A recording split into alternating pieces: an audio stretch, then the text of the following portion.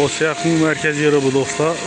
Bir de hemen gelip aylan adamın zor atmosfera, tam hemen nerse bu.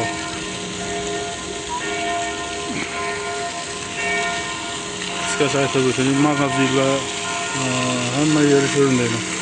İşte bu katta bo'lib o'ynatiladi uyda fontanlar, kichkina bo'lib atib turibdi.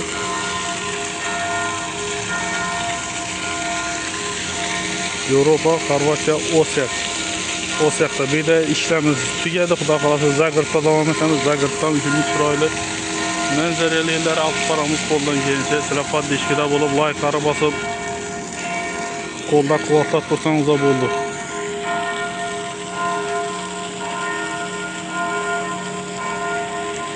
Yevropaga kelajaklarga bir like bosib qo'yamiz.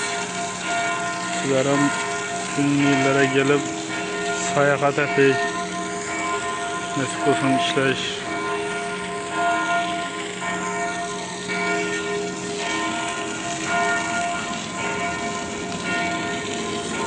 Tramvay, xalq o'yini isafında qo'yilgan o'rta zo'r.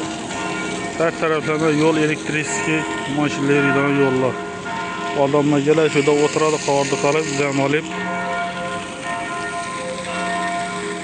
ketaveradilar.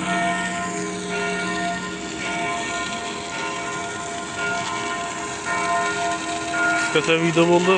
Like bosib, obuna bo'lib qo'yish esdan chiqmasin. Fikrlar bo'lsa yozamiz, qo'ldan kelsa javob beramiz.